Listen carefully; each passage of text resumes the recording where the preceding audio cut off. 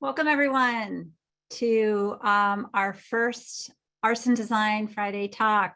We're so excited that you're here. My name is Lisa Wymore, and I am the faculty advisor for Berkeley Arts and Design, which is part of the Creative Discovery Initiative here at UC Berkeley. Welcome to this afternoon's event, a conversation with Robert Moses. Before we begin, I just do a few acknowledgements.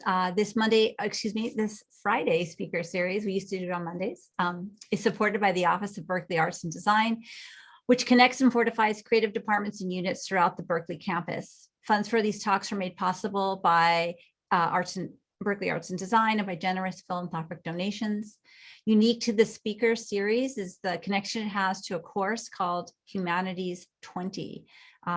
Which is offered through the Division of the Arts and Humanities, and it's Exploration in Arts and Design is the name of the course. 50 students, welcome students, are enrolled in the class, and they attend the weekly talks and workshops. This semester, well, this whole year's theme has been Perseverance, Renewal, and Reflection in a Changing World. We're providing captioning for this event. If you can, you can activate that at the bottom of your Zoom webinar window, and that should provide captioning. We do update the captioning when we finally put the recording on our YouTube channel for Berkeley Arts and Design. So if the captioning looked a little, it gets more professionalized and when we post it. So anyway, just to say that will be in our recording on our YouTube channel. If you have any issues, put it in the chat. Evelyn Thorne, who is the Creative Discovery faculty, she is our new hire in Creative Discovery, and she's our advisor there, and she can help answer that. For questions related to the talk, please post those to the question and answer feature, the Q&A feature, also located in the bottom of your Zoom. That's where we will be addressing questions, and Robert will be sharing a lot of videos, and we'll talk throughout the event today rather than just talking at the very end. I also want to recognize that this afternoon's event is located in the territory of Huichin, the ancestral and unceded lands of the Chochenyo speaking Ohlone peoples, and specifically the Confederated villages of the Shan. The history of prolific artistic and technological development in this region has always depended on this land. Berkeley Arts and Design is committed to supporting the sovereignty and ongoing stewardship of this place by Ohlone peoples through building long-term reciprocity and relationship with tribal leaders and organizations. So welcome to the conversation with Robert Moses. We will be discussing issues related to Robert working as an African-American choreographer in the Bay Area, and he will be sharing a selection of solos and duets that focus on Black lives, social justice, and the transformative power of art. He will focus on the process of how he gathers the ideas for his works and how he prepares to share his work in new contexts. As an artistic innovator, committed dance and choreography instructor, and passionate community member and leader, Robert's efforts, experience, and aesthetic have informed his work in a variety of institutions, including Mills College, Stanford University, community centers, major US ballet centers, and conservatories, both nationally and internationally. Robert has created numerous works of varying styles and genres for his highly praised dance company called Robert Moses' Kin. His work explores topics ranging from oral traditions and African-American culture to the nuanced complexities of parenting and identity, and the simple joys of the expressive power of movement. In addition to his work, Robert Moses' Kin has choreographed for Albany American Dance Theater, the San Francisco Opera, Ailey 2, and many, many other esteemed companies throughout the Bay Area and throughout the world. He has choreographed for the Lorraine Hansberry Theater, the New Conservatory Theater, the Los Angeles Prime Moves Festival, the Olympic Arts Festival, among others. For his really astonishing work, he has won 8 Isadora Duncan Awards, and has his work supported by the National Endowment for the Arts, the New England Foundation for the Arts, the William and Flora Hewlett Foundation, the James Irvine Foundation, the Wallace Alexander Gerbode Foundation, among many others. His company performs at venues such as the Jacob's Pillow Dance Festival, the Fall for Dance City Center, Bates Dance Festival, Colorado Dance Festival, and the Black Choreographers Moving Toward the 21st Century. The company performs in also 2 annual home seasons in San Francisco, so please look out for those. And I just want to welcome Robert. We're so excited that you're here, and so we'll invite him, and Robert will be sharing and leading the discussion today from his screen, and so welcome. There we go. Can you hear me now? Yes. Okay, great. Hello. All right, I'm gonna disappear now and I'll check in later. Thanks, Robert. All right, thank you.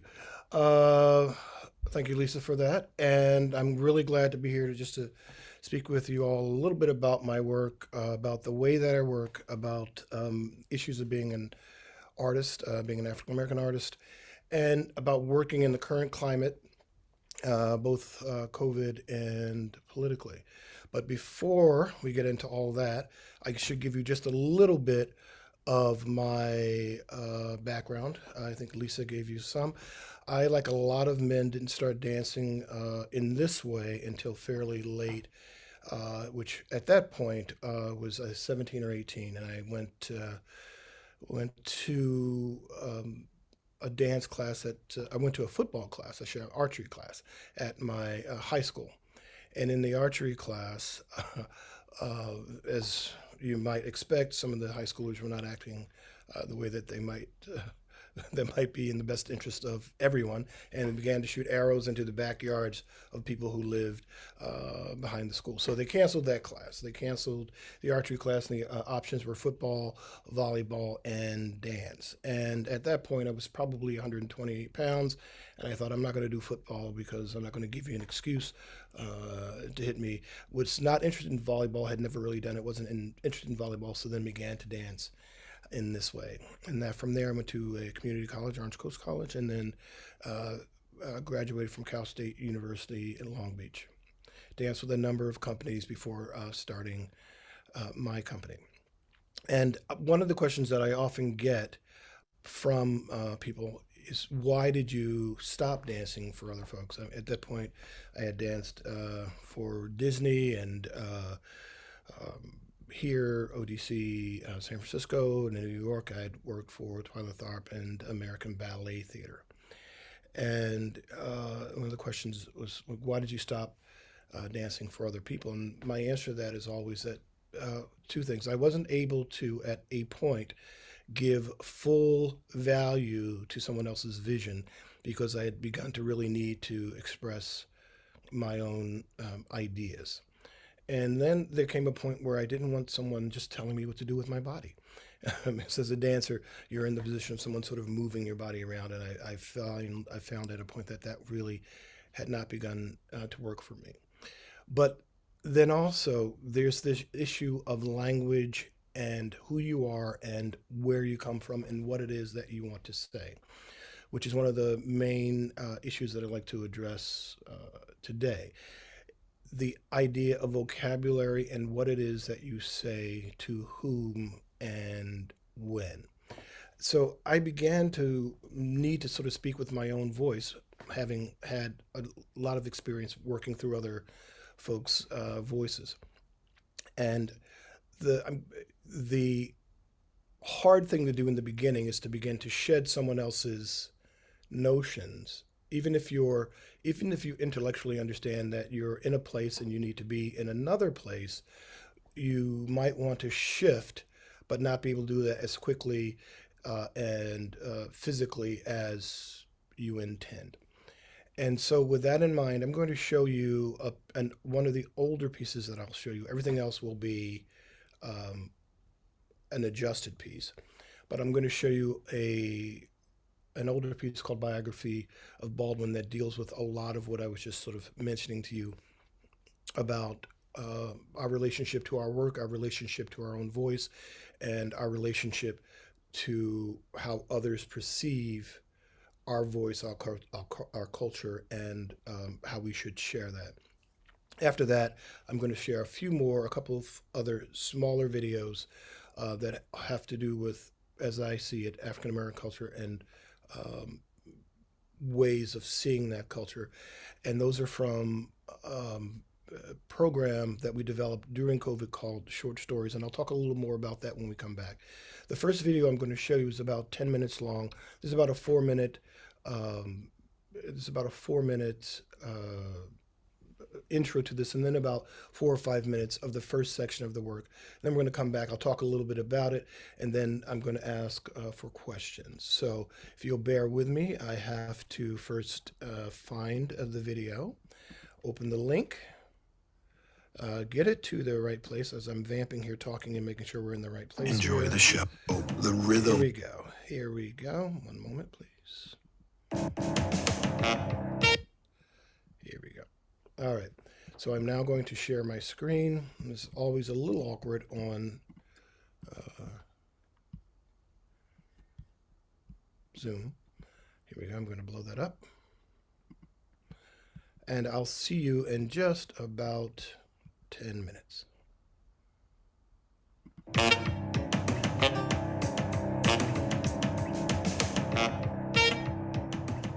My sister used to play Last Poets and Kane and Dell, who's much, I think, less well-known. Nikki Giovanni, of course, in the living room. And so the rhythm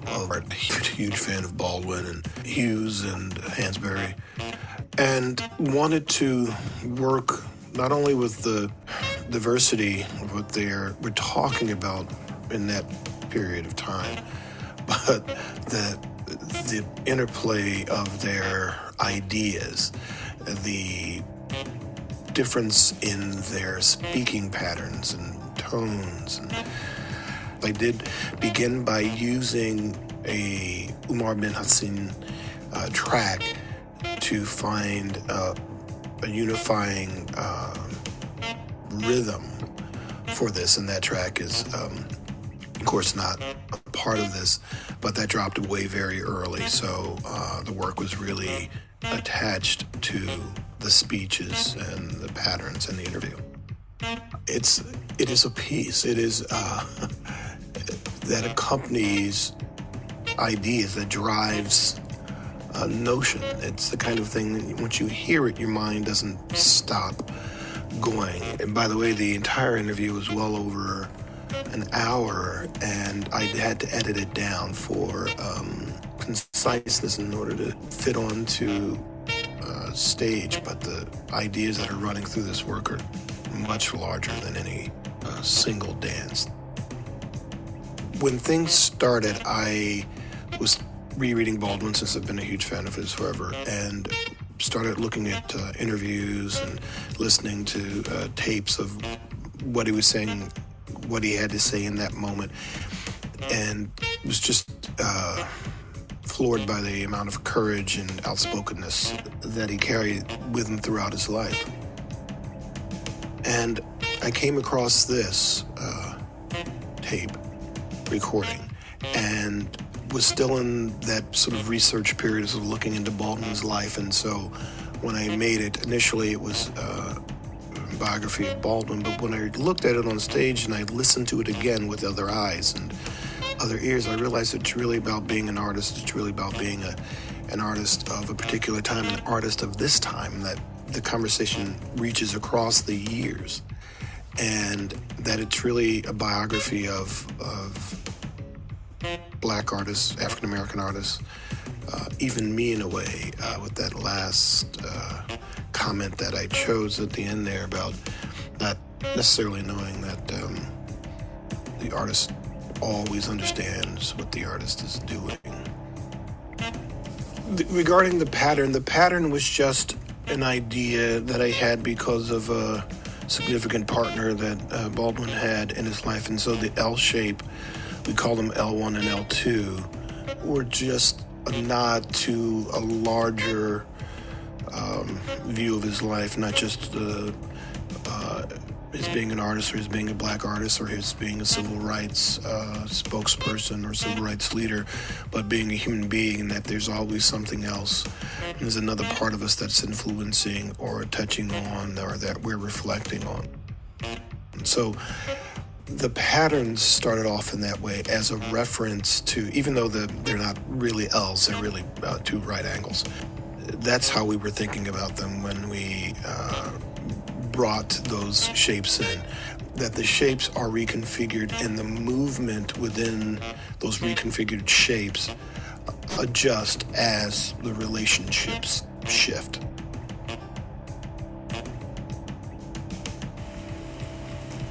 Confusion.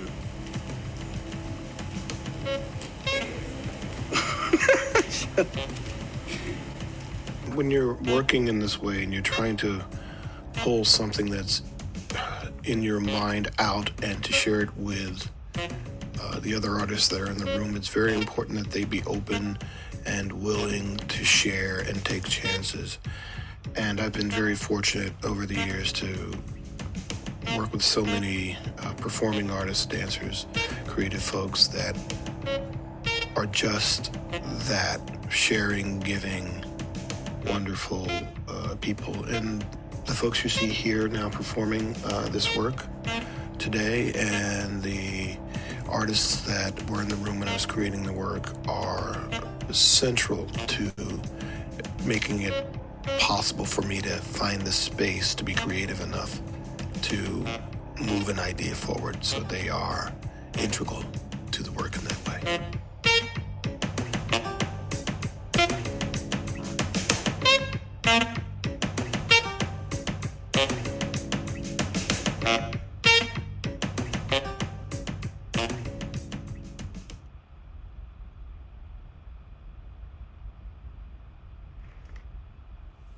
To begin the subject, which sounds rather alarmingly vague, the Negro in American culture, I'd like to start with the end of a book review that James Baldwin wrote for the New York Times a couple of years ago.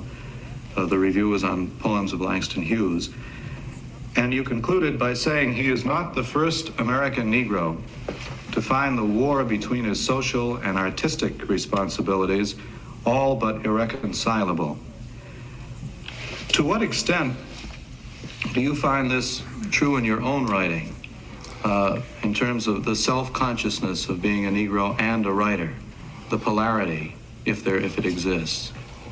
Well, the first difficulty is really so simple that it's usually overlooked.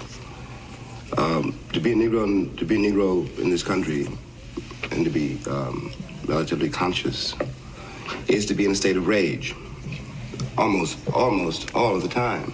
And in one's work, and the part of the rage is this: it isn't only what is happening to you, but it's what's happening all around you and all of the time, in the face of the most extraordinary and criminal indifference, the indifference of most white people in this country, and their ignorance.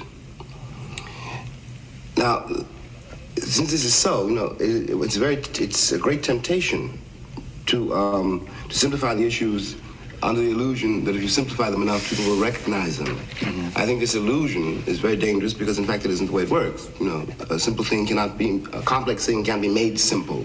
You simply have to try to deal with it in all its complexity and hope to get that complexity across. To be a Negro writer, then, is to somehow, I don't know, we'll have to kick this around for a while.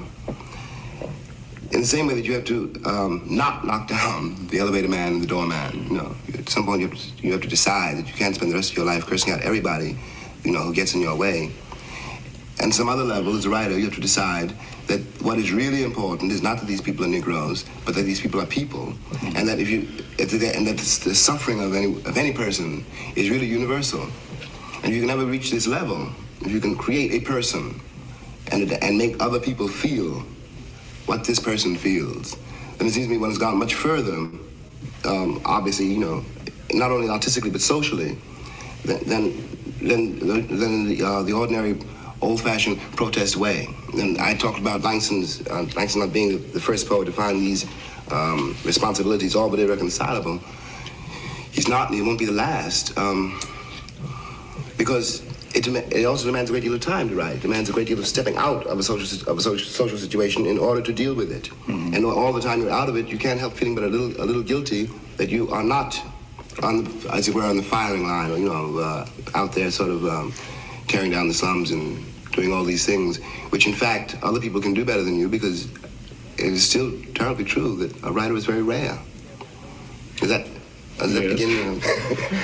Lorraine Hansberry, you first became widely known through Raisin in the Sun, and in writing that, to what extent did you feel, in a sense, a double role, both as a kind of social actionist, protester, what have you, and as a dramatist? Mm-hmm. Well, I feel that in connection with what Jimmy was saying, that a thing is probably twice true in this respect, that given the Negro writer, we are necessarily aware of a special situation in the American setting. Okay, let me stop the share. All right, now I'm going to do this. So, am I back? Okay, hopefully, I think you guys can hear me now. If I'm back, there are a lot of issues that come with working with text, and particularly working with text that you want to represent both a moment in time, honestly represent the points of view of the folks that you're working with, and yet still get the message or idea that you're trying to get across. Now, that I think it's said in the beginning of the first section there, that video, sorry, the audio is more than an hour long, which I cut down to about 17 minutes, and there are a lot of issues around responsibility and fidelity to the people who are speaking, and your vision that you have to marry in that moment. There are issues of how do you move one medium, the spoken word, and marry it to another medium, the body moving, and that's another way to work. So there are a lot of things sort of tied up in this. And then over time, there are other things that come up. There are ways that people look at the work. So that's the first section of the work. The work's about 17 minutes long. It has a progression from what you might consider a more narrative, abstract, to finally a really fairly narrative moment in the end. And speaking as an African-American artist, one of the things that's difficult is perception around the work when a vocabulary that you use in that first section, a lot of the vocabulary might be understood as being sort of a Cunningham vocabulary, is understood as being, the work then is understood as being rooted in that tradition, rather than being in the world that you're actually working in, which is the world of your life, the world of your culture and your society in the moment. And one of the questions that I was given, or one of the responses was given when we showed that piece about a year ago during Black History Month, was that it was just Cunningham. And I thought, well, this is one of the things that actually happens to African American artists a lot, is that you may be working in a particular vein, and the only thing that's seen is that initial picture that people are able to understand and get to. The rest of it isn't.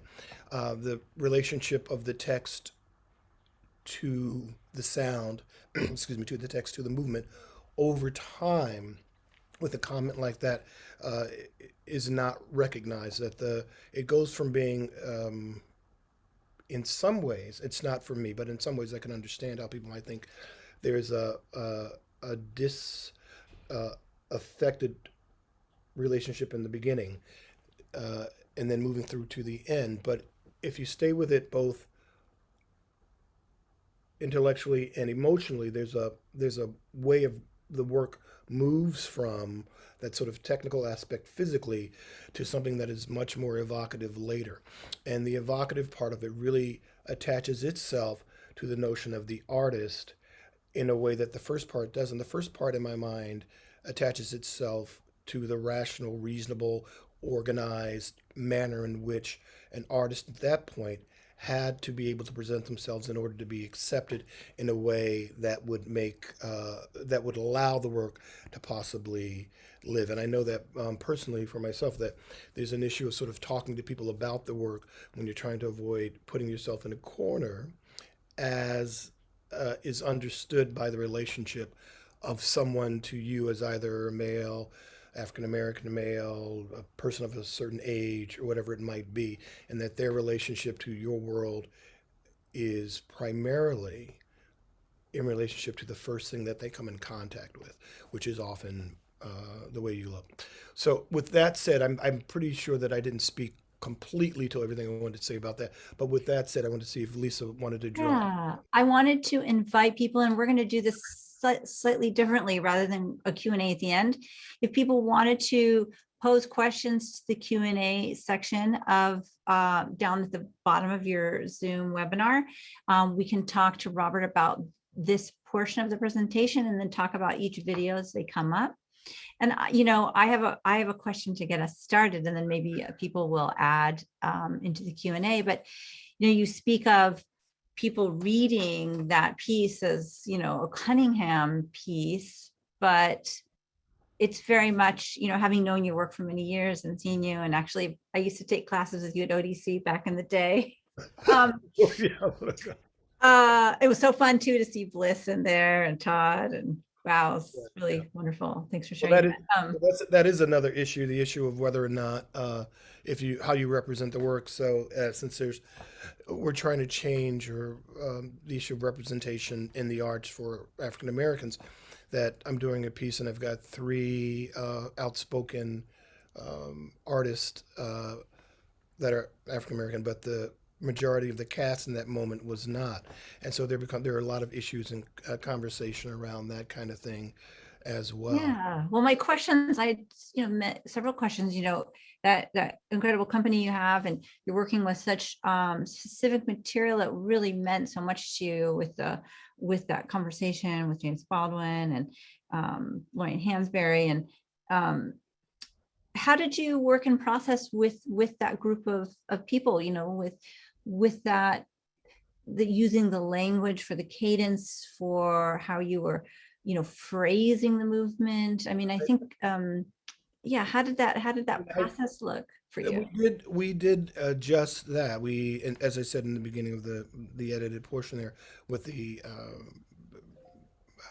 examples of notes from some Baldwin's notes and some other things, that we listened to what they said. There were portions that were bracketed by the notion of sort of rationality, the notion of sort of because if you listen to it, they're talking about as you say, they're talking about some very personal things, but they are being extraordinarily rational about some personal life affirming things, the things that sort of keep us moving and going as artists, about voice. And if you hear the whole piece, I may be speaking to some things that you did not hear yet, because the piece goes on for another, I think, 12 minutes or so. That they're speaking about how it is that you survive, and how it is that you manage to be, for lack of a better term, real in a world that doesn't necessarily really see you. Lorraine Hansberry talks about the exoticism of the African American, and sort of trying to figure out a way to bring them, in her words, down out of the tree, because that's where you're placed as an artist, regardless of what your station may be, for lack of a better word. And there also, what's really interesting about that conversation is there are also some very hidden things there. I mean, not so much for Baldwin, because he was out, and clearly so, and outspoken about it, but for the other two a little less. And so there are a lot of things that they're speaking to there that were not that we're addressing more than the surface issues that they're. So you were playing in some ways with more than the surface. And so you start with the surface, or the kind of something about how the way they're speaking, the kind of tone, and you're reflecting that in the movement choice. And then you begin to play with phrasing, and you begin to sort of open it out and respond as the piece comes. And as you say, reach a more narrative kind of place, or something maybe more personal at the end for you. Right. I think the place goes from the organization of the mind to the state of the mind. If Oh, we're thinking okay. about it sort of in that way. Mhm. Structurally it really happens in three sections, and that's the progression. And in terms of the vocabulary in the beginning has almost nothing to do with the vocabulary in the end. And one of the So, things that's really interesting to me is when you look at a work, you really look at the work uh, at the place where the artists are coming from, right? The first question that you should always ask an artist, I think, is how is it that you would like to be understood? And in one moment, it may be one thing, in another moment, it may be another. mhm. And the juxtaposition of things I've noticed in your work too, just juxtaposing style, phrasing.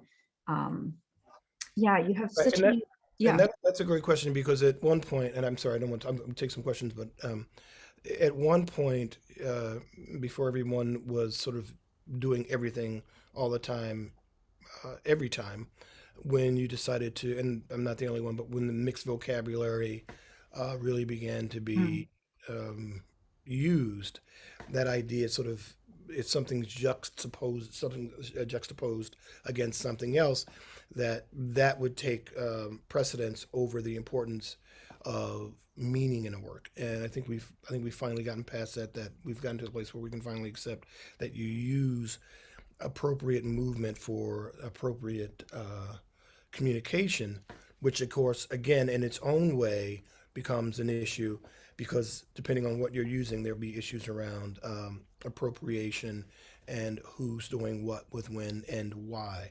So mhm. if we're thinking about it in the context of in this context of sort of in a university context, that you have to be willing to answer those questions. But then the artists themselves has to think, do I want to answer those questions, or am I immune to those questions? Mm.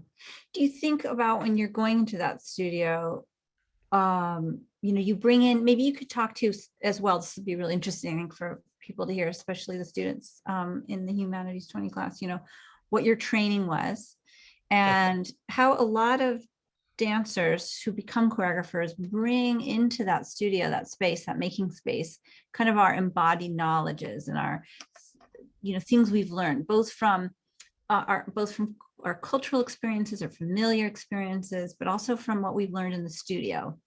And so it'd be great to hear, who you trained up with and how that influences you when you come in this studio.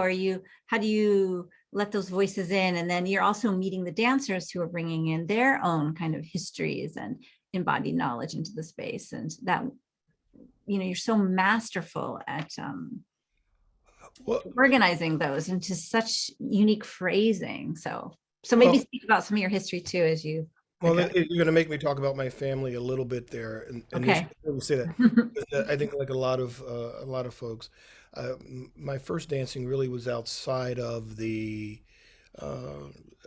of the studio environment, outside of the trained environment. It was in the neighborhood, and my mother had me fairly late in life, and so I have nieces and nephews who are closer to my age, more like brothers and sisters. And my niece in particular would dance with her friends or girlfriends when I was a high schooler outside, and they'd be making up steps, and it just was the most wonderful thing to me. Mm, And it was free, and they had mhm, agency instantly in that. They didn't go into a room, learn steps, and then organize steps. They taught each other steps, and there was sort of an exchange back and forth with that, which says in a way that you're absolutely able to do this without permission. Although once you get into the place where you need when you're sort of in a university, there's a way that you actually have to go through in order to be validated and sort of in doing the work. So my was not my first introduction, but in terms of frame of mind, that's how I mm, started. And then of course my first company that I was in was an Afro Haitian company, mm. And then I worked with for quite some time, a couple of years, with someone who was not primarily, but was a wonderful tap dancer and contemporary modern artist as well. And in the school I went to, the first school I went to, which was community college, was wonderful. I had a little Brotnagium and show dances. So it was a real mixture of a lot of things. But we're sort of moving on Oh, time. And I yeah, wanted maybe to, we'll move to, we have a couple questions in the chat and then we'll move to another video. We'll answer more of these and we can answer more as we get along. Is there a meaningful difference in your creative process when the artist who inspires you has passed away or is dead? I'm still unsettled about how I should take in the death of Toni Morrison. So looking at these incredible figures and, working with folks who've passed and what that means to you. And is there a difference in your creative process? I think if you're genuinely in a place of respect and wanting to honor that person, I think you follow that. I think that sometimes an artist, particularly an artist, has had some real effect on us, that the idea of them is so large that we forget that what they were trying to do was to talk to us as individuals personally, right? So Toni Morrison's sharing something. That's a book that you're holding in your hand, and we know that that was going from that one mind into your one mind. So I think you might want to think about that. I think you might want to think about that person as a friend and the things that they're saying to you as personal things, either about them or helping you to discover individual, particular things about yourself. That's how I would answer that. Because Yeah. otherwise it may just get too big. That's really thoughtful. Thank you. And it's clear in that piece that you shared that was really about, I could see that process, such connection to that interview and to those words, really and came through in how you activated the dancers with that material. Maybe we should move to the next video and then we'll Sure. keep answering questions as we go. So I have a number of, I have too many videos to show you, but I have a number of videos. And so since we were talking about personal voice, I thought maybe what I'd do is jump over to another older piece before I Okay. get to some of the newer stuff and just talk about it a little bit. Now, this is called Blood and Time. It's only about, I think it's about 4 minutes long. And it was initially about 9 or 10 minutes long, initially done on stage with 4 dancers. COVID happened. I was revisiting some of the stuff that I had written and some of the stuff that is part of the repertory. And it was, I think, the work that inspired me to go back through the work and pull out not all of the, but a lot of the narrative work of a certain length and create short stories from that. So I'm going to show that work, and then this is just in relationship to that question about the personal. And I need just a moment to pull it up, Blood and Time. And I'm going to do it this way. One moment, please. There we go. I just need to share screen on. I say if I keep talking out loud, then maybe you won't notice that I'm vamping as I try to get the screen to do what it needs to do. But here we go, full screen. All right, I think you can all see. Let me collapse this. Yes, we can see. It's good. Okay, fantastic.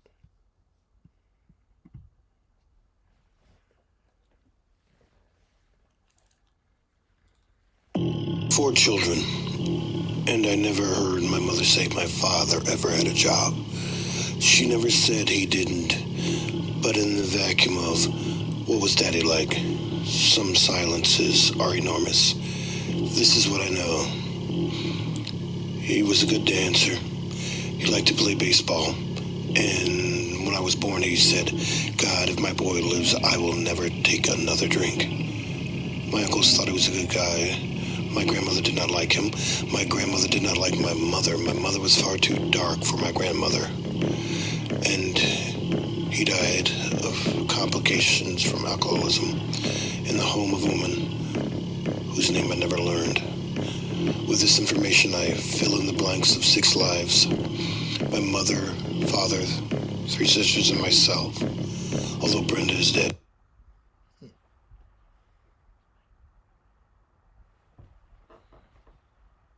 I'm going to give that a moment to catch up. That's unusual for. I think so. There may only be 5 blanks, but if counting the living against the dead, we would be 3 for 3. 2 living sisters and myself.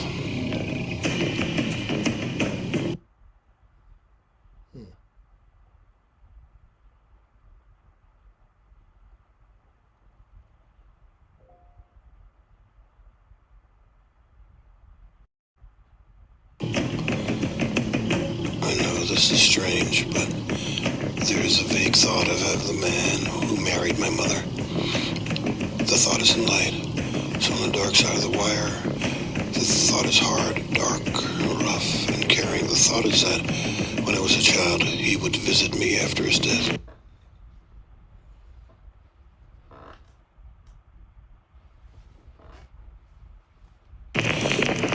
Standing in the corner of my room, he would sigh.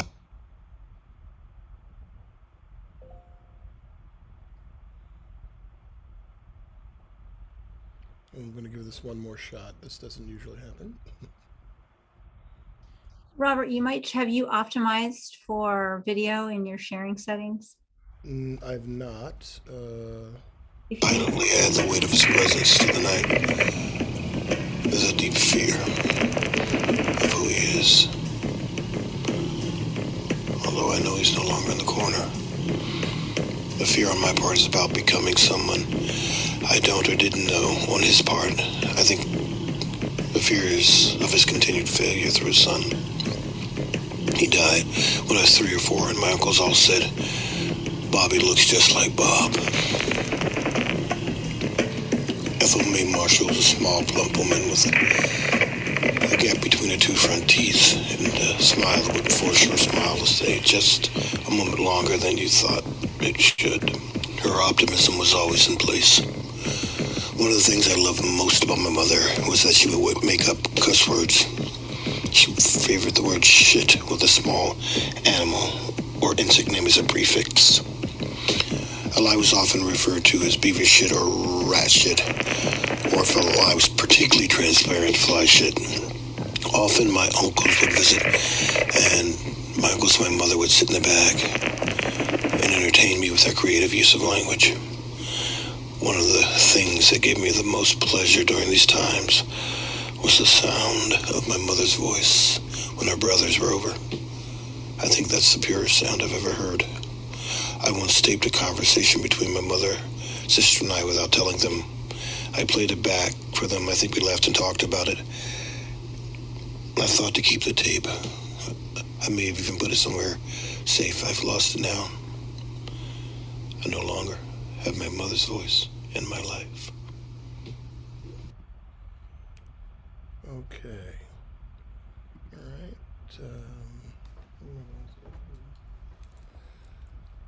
All right. Sorry for the stopping and starting, but there was Part of Zoom, our Zoom life, it part of seems. our Zoom life, and I wish I'd known about the maximizing. Yeah, sometimes it does automatically. Well, when we show the next ones, we'll be sure to do that. But yeah, So- go on. It was great. So I was saying that both of the things that the next thing I'll show you will be much more current, or at least a portion of it. Both of those are older pieces and sort of personal in different ways. Obviously, the last one was related to family, and I'm still, I guess, answering the question of the person who asked earlier about dealing with someone who's larger than life, whose body of work is larger than life, and who you respect. Is that I think you just have to get as close to it as you can, as personally as you can, and then it will always be different than what someone else might think. So I was telling my sister about this, about the story and how I had written it and whatnot, and she's older than me, and she said, "No, that's not who they were. This is who they were."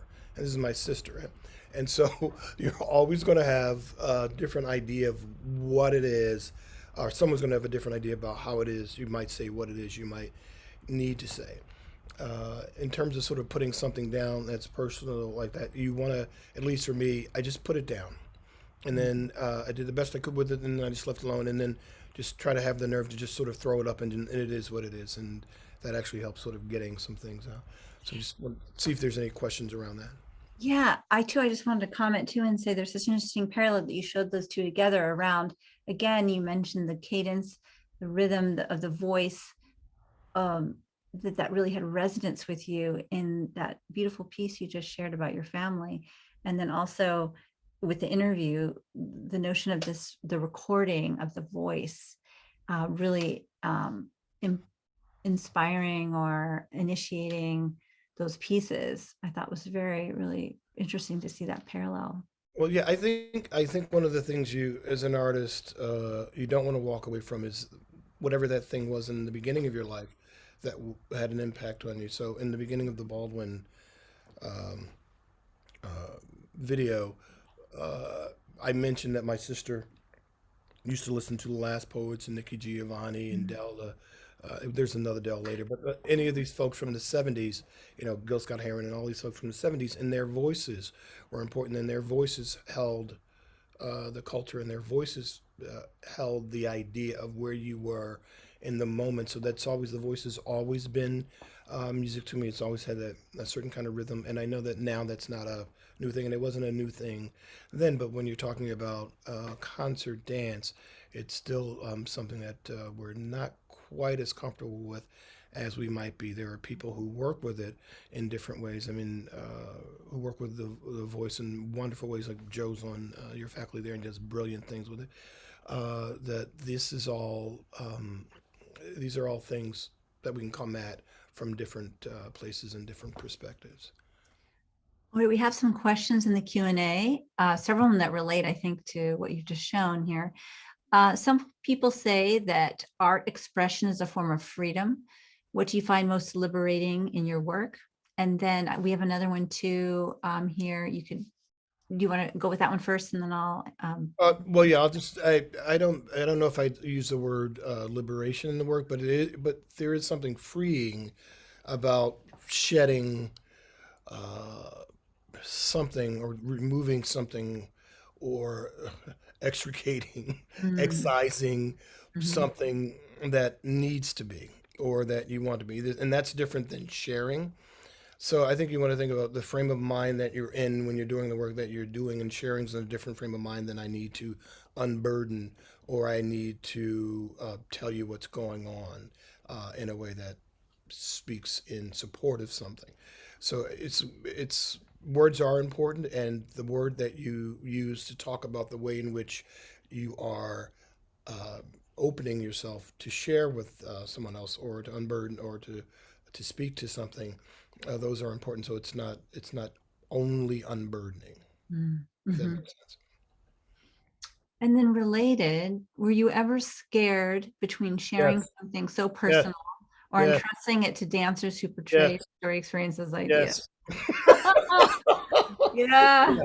Yes. The answer is yes. But what you're if you're fortunate, as I, particularly in the early years, I was fortunate enough to have a number of people who were with me 5, 6, some people 10 years, and so when we walk into the room, uh, they understood what I was sharing with them, and I understood what they were giving me. And when a dancer gives you that amount of time, I mean, really gives you that amount of time, they give you their body and their artistic uh, expression. And forget about money, forget about livelihood, forget about all that stuff. When you're in the room with someone for any length of time, and you're really sharing something, you do get to the place where you begin to trust them, and you do get to the place where uh,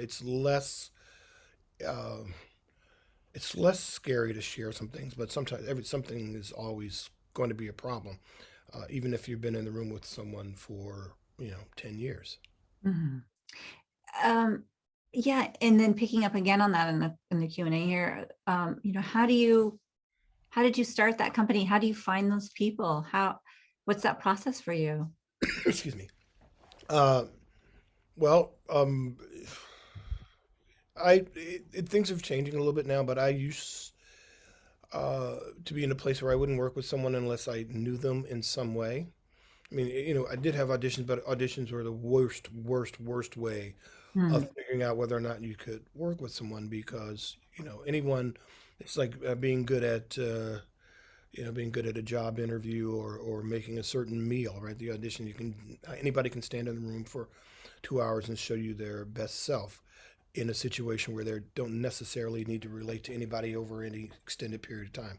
But if you come into the room with me and you've been in a class with me, or we've been in a workshop, or we've done something that goes over some length of time, I get to really watch you. I get to see how you are with other people. I get to see if you're kind, if you share, if you're someone who actually doesn't take care of themselves in the room, or whatever it might be. Mhm. So for a long time, I would just sort of hang out with folks who, and I say hang out because when you start working, it gets comfortable. You're kind of hanging. I mean, you're working, but you're kind of hanging out. And you find those people. Sometimes folks will tell you about someone, and sometimes and this is a truth here. Sometimes you are blind to the people who are going to become really central to your work. And I remember one example. There was a woman who'd been working with me for a long time and said to me, you should look at so and so. I said, well, I did. I said, and she said, well, look again. Just Mhm. like that, because Look deeper.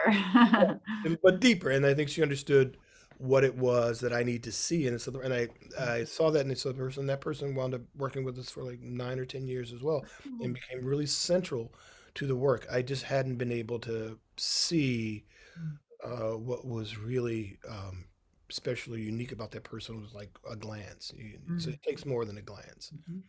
Does that make Thanks. We'll do one more here and then go to another video. Does that sound Sure. good? Sure. How do you find both your literal voice in your pieces, and how do you communicate that? Whoops, I lost the question. I got popped up. Well, how do you find your voice in there? Your literal voice, the various voices that come through in your pieces. You obviously have, I think one of the incredible things about your work is its complexity and its layering and its juxtaposition, but those voices coming through. Oh, I think that's exactly it. I think you just have to let them come through. I mean, and if you're talking about just how it comes up, just let them come up, and don't worry about sharing it at first. Just either it will come out physically, or you put it on a piece of paper, or you do the music on the computer or on the guitar, Mhm. whatever you do. You just do it, and you don't have to share it initially, all right? Uh, Kind of sit with it for a while, let it marinate or yes, listen. Mhm. sit with it, or do that thing that relates to what you're saying earlier. Is just put it in front of somebody, even though it scares the whatever out of you, Mhm, mhm. and put it in front of people who you think will really look at you like, okay, well, this is real weird, Robert, but let's try it out Mhm. and see and be okay with it. And I think when I'm making work physically, choreographing, then it is a matter of, I think, being in the room with someone who can translate it and speak with their own voice. That's what's important to me. If I'm writing something, I write a ton of stuff, but in bits, and I'll find something I'm interested in the moment, and I'll dig down into that rather than trying to just write out everything at once. So you have a ton of stuff that either repeats or is sort of goes nowhere until next week at 3:17 when you happen to open that document by accident and you go, oh yeah, Mhm. and then you write down out of that. And sound is a little harder for me, but Mhm. that's what I would say about You see it almost like a collage type process, or is it just not comparable to something like a visual art process like that, or some kind of that. layering or? I think it's every. I mean, it's and this is a cop out, but to say that it's everything, it does. There's no rule to it. There's Mhm. no real rule to it. It's how you want to manage an idea, how you want to manage Mhm. moving forward with a I notion, see. and what's appropriate in the moment. Mhm. So with biography, what you were saying is sort of my idea of how to manage that text and that period and those people.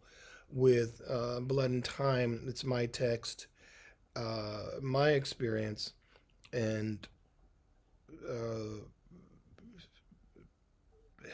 the point of view which shifts from Mhm. being four folks initially to being two people, and in a way COVID helped me to refocus that work, to edit it down and Mhm. refocus it, to put it in the two homes, to have the two homes be separate things, to have someone in shadow and someone not to sort of give the weight to those people as characters. I'm going to show a bit of not too much, but because we Right. we have to stop at Good two, right? time too. Mhm. Yeah. So I'm going to show So a like bit. each piece speaks its own, has its own trajectory, its own journey. Yes, Yeah. exactly. And I mean, I think that that's important, that you don't wind up in a place where you are expected to do the same thing over and over Right. again. And Yeah. then I think that becomes hard if you have Yeah. a company or you become an artist of. So you let those materials speak to you, and then they take you in your relationship to them and on some kind of journey of what it needs to become. Well, yeah, they take you, and sometimes you have to decide, and that's Yeah. when you decide, you just have to get the hammer and chisel out Just and go make for it it. happen. And you have to make it happen. Okay, great. We So move on to another video. yes, yeah. If you want, you can try. No big deal if it's, you don't have to be. If you go to share and you go to their sort of the top, it'll say advanced and it will optimize for video. It might help. I'm not sure. Sometimes it just depends on. Video. Let's see. I don't know that it says. It just says video. I have Okay. slide, virtual background, portion of screen, audio. We'll just give it a shot and see. Okay, I'll give it a shot. Okay. Let's see what happens. All Okay, right. so Sounds good. I'm going to share my screen now. Hang on. Oh, that's the wrong thing. Okay, maybe I shouldn't do that. Let me go back. Did you see that? Let me go back. I think No, I've we didn't see anything yet. done something I shouldn't have done. Hang on. Share. Take your time. No worries. Okay, cancel that. Let me go back up here, close that. Boom.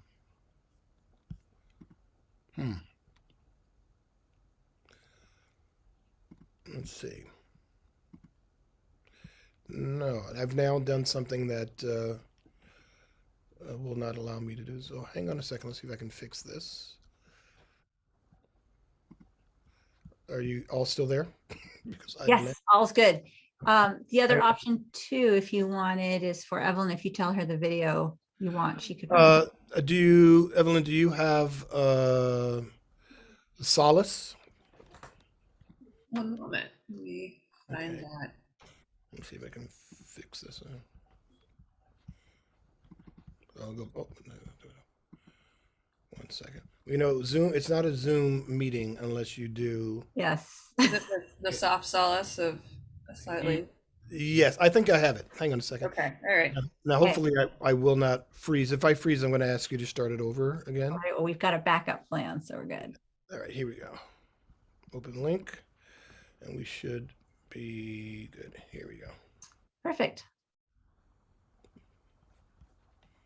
Okay.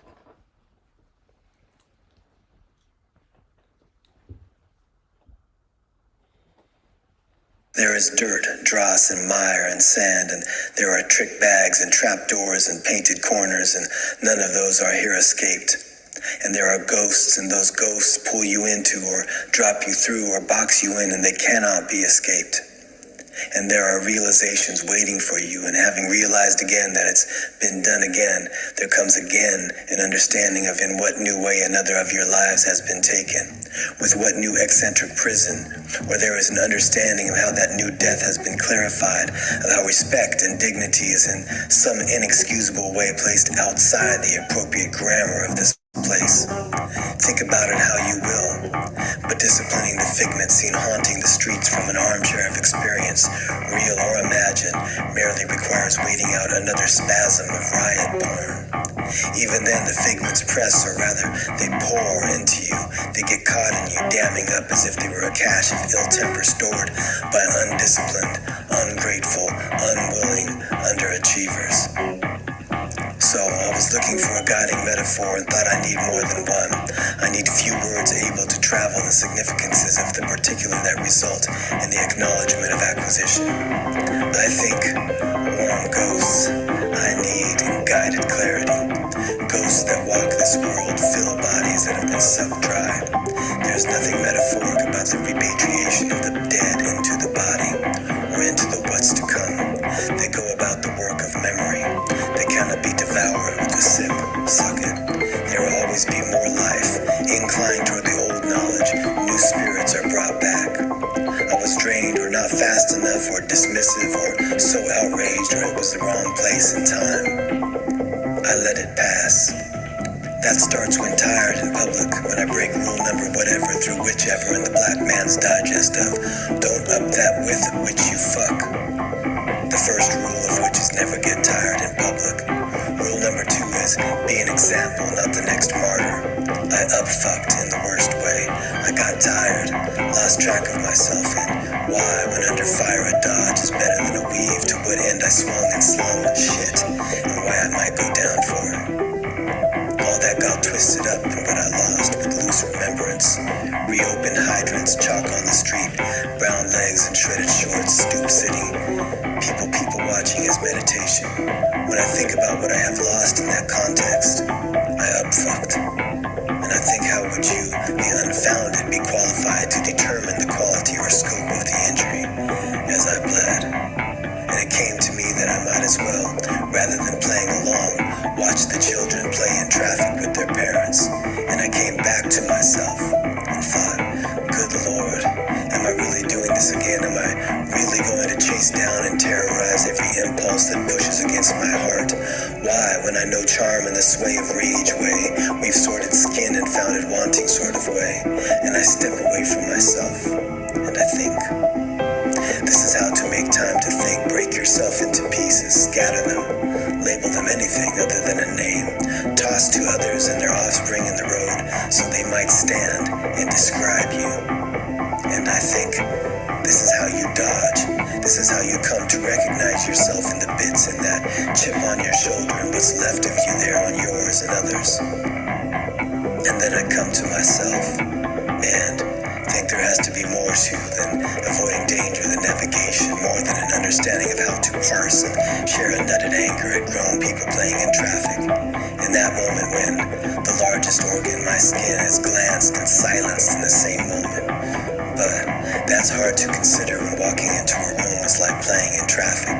And then, again, after, I am prompted to speak at the offer of another survey of pain, used as a prop painted into a freakish aged corner, called broken, unable to seek to the nuance of a life, painted there in perspective by skilled strokes of prescribed opportunity, a storyteller trapped in his own tale, with too much regard for the lines crossed by so many, lines as bright as the yellow lines walked by whichever black child is lying in the middle of the street before, in time with and after the shot or phone capture, itself a perverted work of time-lapsed art. I skirt my next turn, my son's turn to walk the line, that wire. Take my life and suck it, fuck. There has to be more than avoidance of hate by navigation, fuck the talk. I have not disowned my anger, I understand it. And it is attractive, and it has matured. It holds more authority because of its age. But rage does not age well. It doesn't respond to every dangled, darted provocation. Every bite ain't worth the chewing. That's why we lean on guided metaphors, images, words that well they understood, knowledge the innate to the inarticulate. Those shortcuts to self-preservation that prove the value of a sidestep in the presence of the billeted uninitiated. Aphorisms, insights, or defense and offense in a shared kind of knowledge, understood before we are as aware of ourselves as the other wants us to be.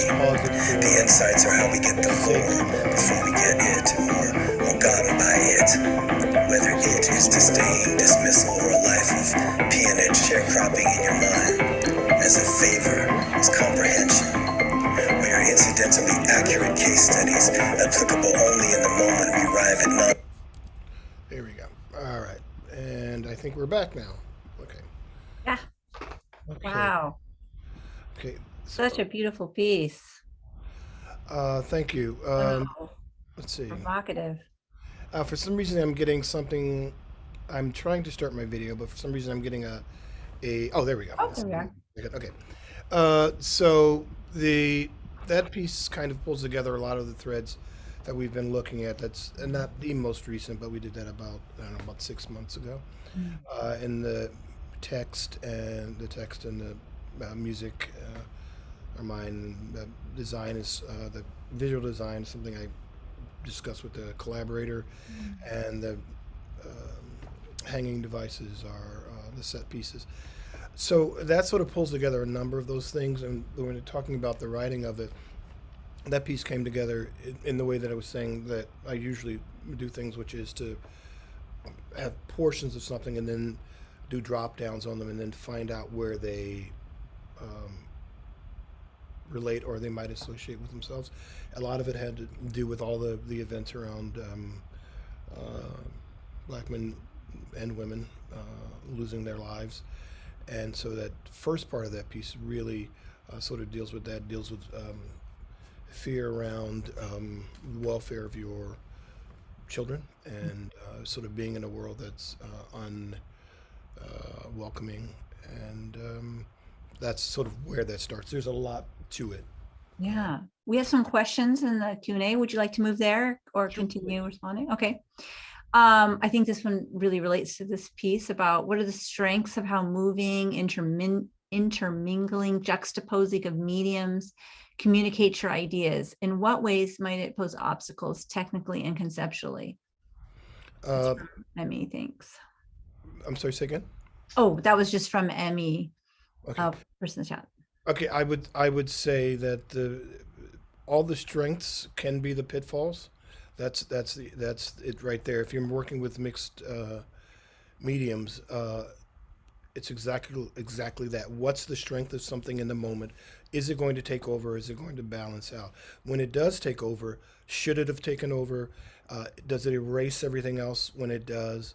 Are you able to recover from that?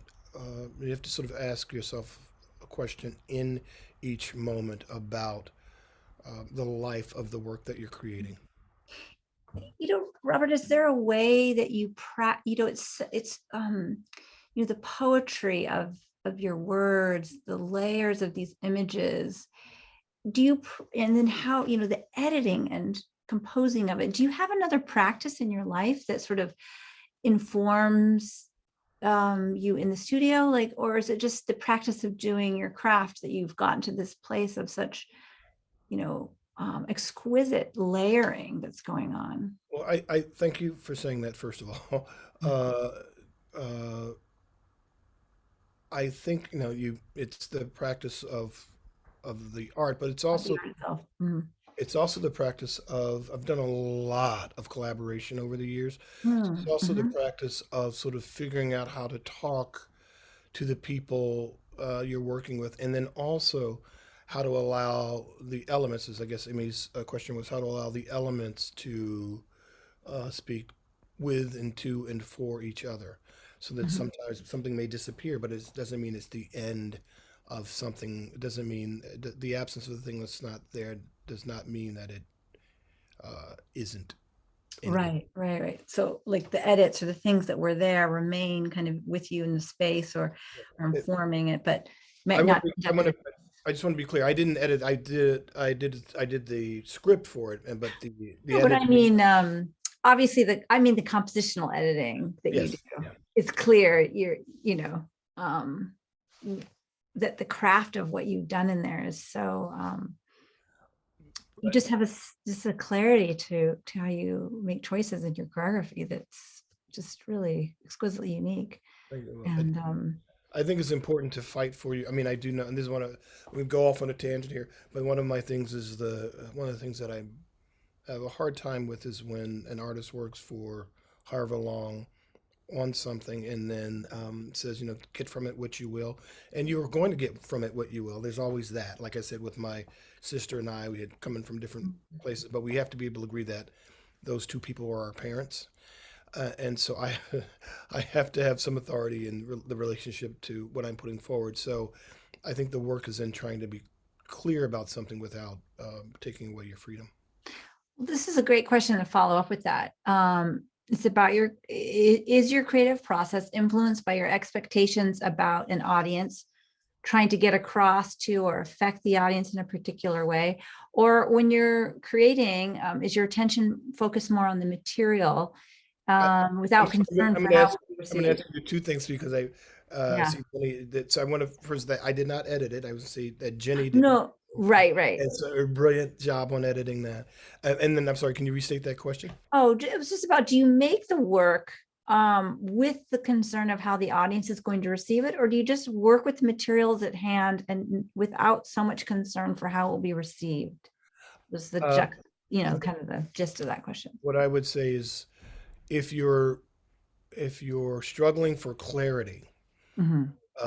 then if it's received um, in the manner in which you're offering it, and in as clear a manner as possible, then that's as much as you can do. Whether someone likes it or you get accolades for it, or someone thinks it's the worst thing they've ever seen, you can't control that. But I think that question's really about the level of clarity that you're able to achieve in your work, which is really something I think we all work for. Mhm.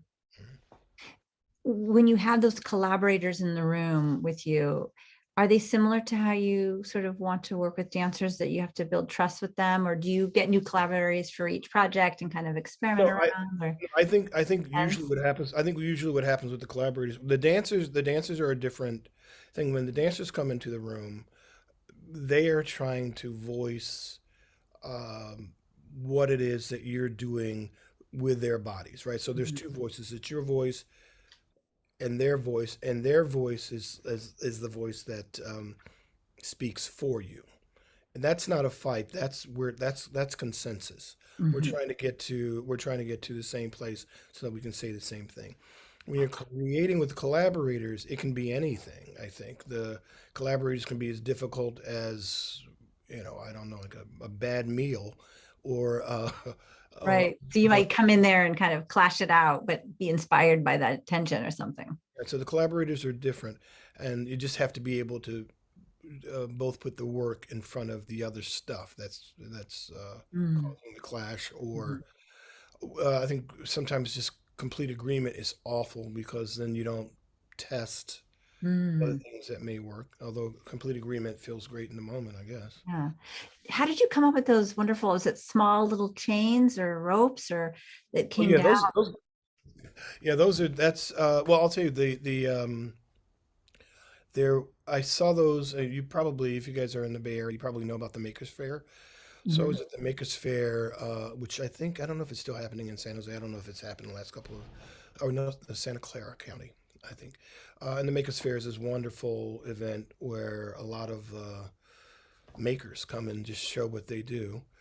And I saw one of those devices there, and it turns out when I was at Stanford, the person who did that was at Stanford, and so I contacted Okay. him, and he was graduating. He was like, "Do you want this thing?" I was like, "Yes." And then so we took that idea and expanded it. Was it Uh, originally for like more of like projection holograph type thing, or no, no, no? It it was was just a it was textural. I didn't actually ask him what he was thinking about it for, but it's obviously creates sort of a 3D effect. When on stage, it's quite Yeah. startling, actually.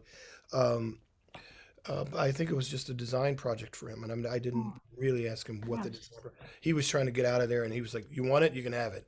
Wow, that's And, great. and then we built a few more. So There's a few more questions here about this particular piece, and then we can either show one more video or just open it up to well, general questions. why don't we go ahead and open it up? We only have about 15 minutes left, so why don't Okay, we? well, let's just answer this question around. I'm interested in learning more about the title of the piece, Soft Solace, if that's correct. Mhm. Is this performance meant to represent that solace? I definitely get a sense of this sort of enveloping depth, density, almost tactile quality to the voice and the dance that is comforting. Wow. I wouldn't have said comforting, but all the rest of it I would agree with. Okay. The full title is The Soft Solace of a Slightly Descended Lost Life, in parentheses, Suck It. And I would say that it really has to sort of deal with having to manage certain kinds of pressures, accepting them, and that's the descent, accepting that that there's certain aspects of, someone said liberation earlier, that are going to maybe not get there. So, for instance, if I'm talking about African American parentage and worrying about your children walking out the door and just maybe walking into the wrong situation, having done nothing about that, that's a quality of life thing. And that's what the dissent is. And the soft solace is the acceptance of being able to still live a full life in that. And the suck it is the middle finger to the situation. Mm, That's what I would say. That's what thank I you. go. Yep. Thanks. More questions here. How do you know when you're done working on a piece? Um, Sometimes the dancers will tell you. You go, you walk in the room. Okay, let's try. Wait, go, whoa, whoa, whoa, look. You say okay, and those are usually the dancers who have been around for a while. They're like, "You sure?" and you look at it. Sometimes you just know, and other times you don't know. And Mm. often you don't know, and you keep going, and then you put it on stage, and you go, "Oh shit! I should, excuse my language, I should have stopped." So Yeah. it's a juggling act. So So sometimes it's coming to form actually with all the elements on the stage is the first time maybe you can really see it and maybe. often, yeah, Mhm. yeah, often, unfortunately, for most of us who work here in the States, that you work on something for 6 months or a year or whatever, and then you put it on stage for how many days, and that's the first time you get to see it. Yeah. Yeah. Um, More questions coming through. Please add more in the chat. Many Bay Area performance venues have touted efforts in the past year to intended to be more welcoming to and centering of works by Black artists. Are you seeing real changes? Thank you, Brian, for that question. We've gotten a number of invitations from venues that we hadn't gotten before. Um and a couple of them may still come to fruition. We've all been in kind of a desperate place with COVID, Mhm. and so I guess I would reserve my judgment until we're not in a desperate place, and there's a sort of a regular uptick in access and the ability to see people who Mhm. we don't normally see. I think we would try to do that in the Bay Area, but I, when it becomes a matter of course, and when that question becomes a question that we really don't need to ask, then I would say then there's the improvement. I don't want to be like the football coach that's now suing the NFL because he was able to get according to him, able to get the interview for the job, but the decision they were late. They were a half hour, I'm sorry, an hour late to the interview, and then there was a call that he got that let him know that there had already been, or a text that there'd already been a decision made. And his name escapes me right now. So you don't want to. And I bring that up because he was having the interview because the NFL has a rule that if you're going to interview for a coaching job, you have to interview at least one black person. Mm. And so you don't want to say just because someone talked to you that the access is there. It's more complicated than a simple response to that question. Yeah, thank you for sharing your thoughts on that. There's a lot of people in the chat wondering about where Soft Solace will be performing and if you could share more about your season and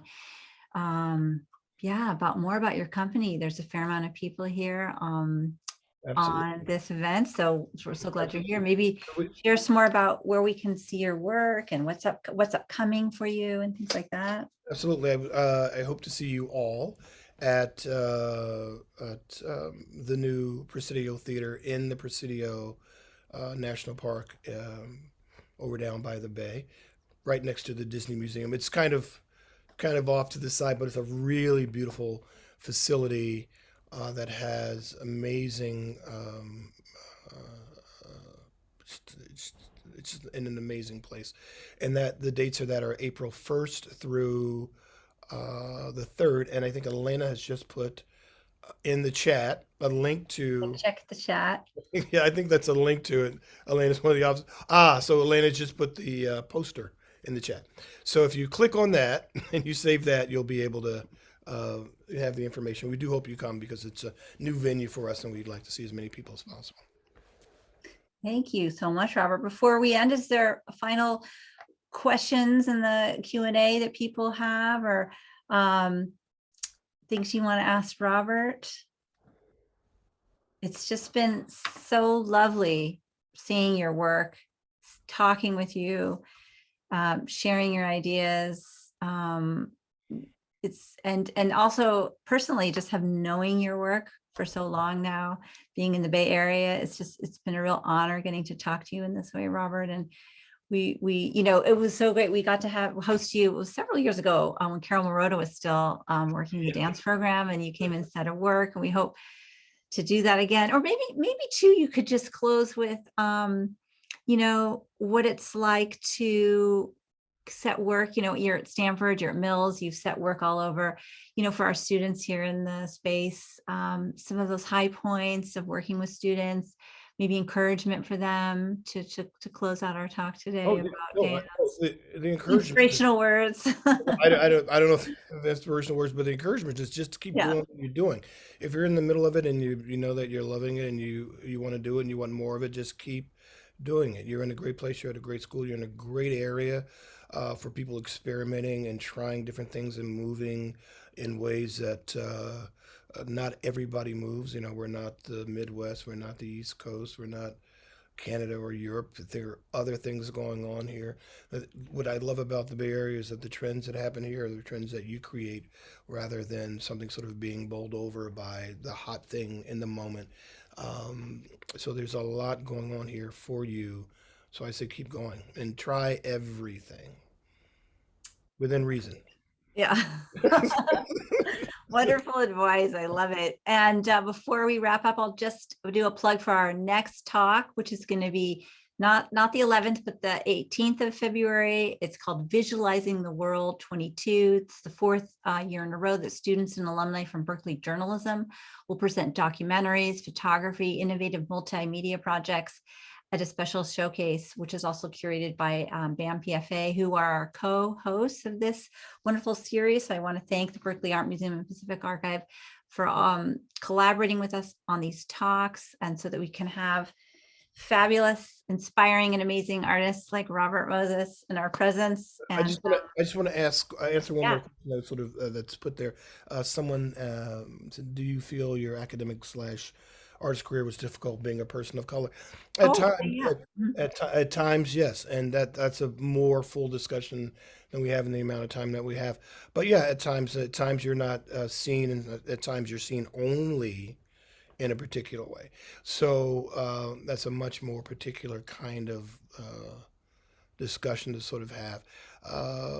And then sometimes the best times is when you can just sort of move forward as who you are and still in the best way that you're able to represent the best of something, but not be sort of painted into a corner that makes you the only representative of something. So hopefully that answers that question. I'm not sure if it does. I didn't mean to cut you off, Lisa. I just wanted to. No, I think we've got plenty of time, and it's an important question.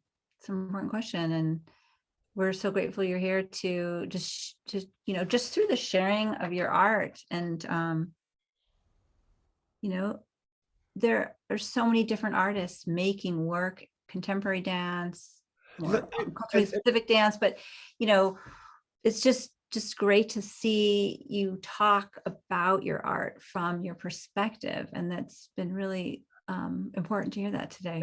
I just want to speak just quickly to what I think is a larger sort of part of that question, or another part of that question is if whomever asked that question, if you're beginning to feel a little isolation there are professional groups and associations that you can become a part of that will help you to have larger conversations with folks around those things. Right now, I'm part of IABD and a couple other things that would help you to find people who you can talk to about those things. If part of that conversation, part of that question is about being isolated, not necessarily having someone to talk to. Yeah, and I'm here, faculty at Berkeley. You can email me if you're a student or even if you're not, and I can get you in touch with resources that Robert might have to share and other resources on campus.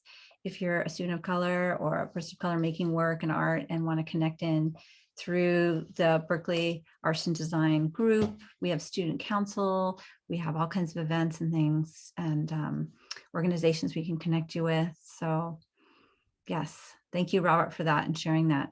Sure, my pleasure. And this has been a lot of fun. I was sort of it's funny, we have like 2 minutes left, so Yeah. but still the folks, I guess when you think you have Zoom conquered, the first test meeting we had for this took me a half hour to get in. Fortunately, it was it was great. it was a test, so we did get It turned out wonderful, and it was so wonderful to see those films that we don't get to always see, and you share them and having you contextualize them. And the awkward thing too about Zoom is that when I say goodbye, we end and we don't get to linger in the room together. So I just want to thank you from my heart, Robert, for your time, for sharing your artistry, your creative process, just your incredible making spirit. And it's just an honor to have you here. And Thank you, Lisa. I yeah, really, thank really you. appreciate the invitation. Yes. Thank you, And everyone. we will have you again and I'd do love more to. things. So All right. Thank you yes. so much. Bye. And Humanities 20 class. Remember, you have class on February 11th in front of Meet at the BAM PFA outside. Okay. I'll say goodbye. Bye, Bye. Robert. Bye, everyone. Thanks for coming.